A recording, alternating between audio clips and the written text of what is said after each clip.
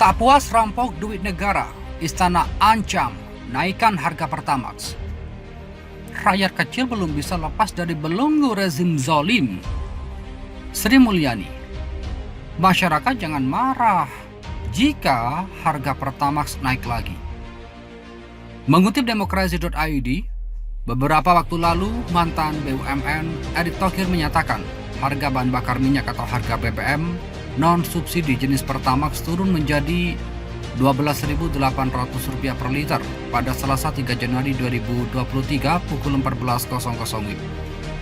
Penurunan harga Pertamax ini merespon pada turunnya harga minyak dunia. Menanggapi, Menteri Keuangan atau Menko Sri Mulyani Indrawati mengatakan dirinya memang memerintahkan kepada Menteri BUMN Erick Thohir dan Menteri ESDM Arifin Tasrif untuk menurunkan harga Pertamax. Beberapa waktu lalu, Menteri BUMN Erick Thohir menyatakan harga bahan bakar minyak atau harga BBM non-subsidi jenis Pertamax turun menjadi Rp12.800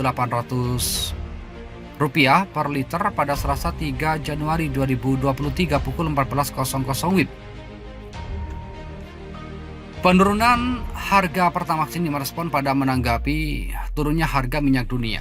Namun kemungkinan harga Pertamax bisa naik kembali jika harga minyak dunia mengalami kenaikan. Oleh karena itu, Menko meminta kepada masyarakat untuk memahami hal tersebut.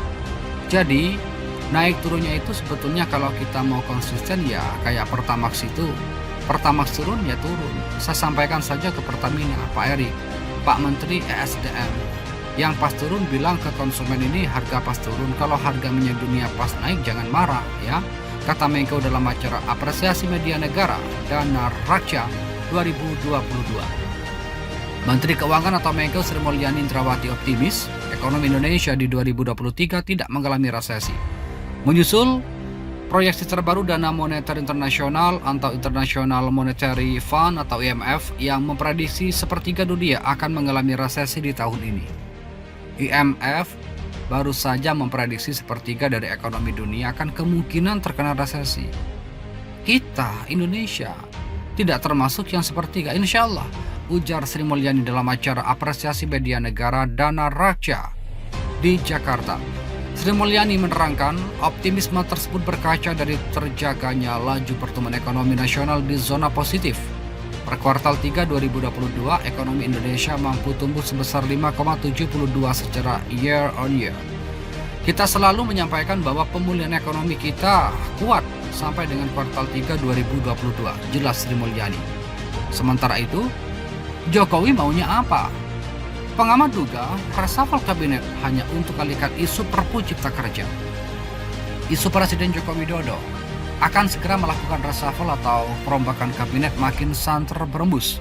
Ketua DPP PDIP Jarod Saiful Hidayat bahkan secara gamblang membeberkan dua nama menteri dari Partai Nasdem yang layak dievaluasi.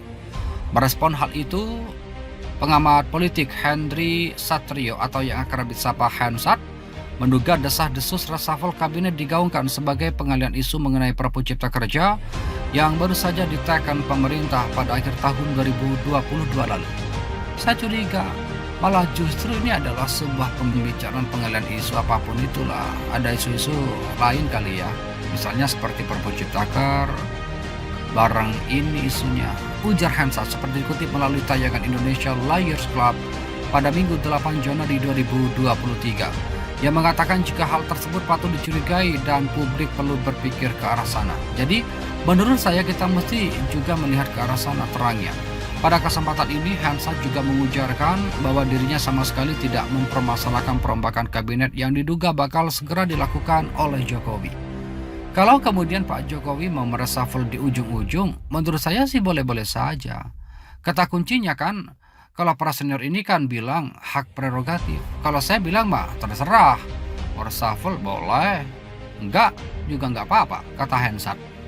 Adapun alasan yang menjadikan Jokowi bakal melakukan reshuffle juga tidak akan ia permasalahkan. Alasannya juga terserah.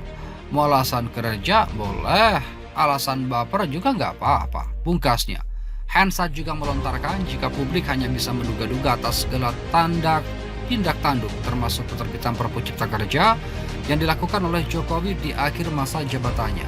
Tapi kan kita semua bisa cuma ngelihat saja Pak Jokowi ini maunya apa. Kan kita hanya melihat saja Pak Jokowi ini di akhir-akhir masa jabatannya maunya apa, pungkasnya. Mohon kepada pihak terkait, pihak berwajib dan pihak yang bersangkutan untuk mengklarifikasi kebenaran berita ini. Kami hanya melansir dan memberitakan, Andalah yang memutuskan.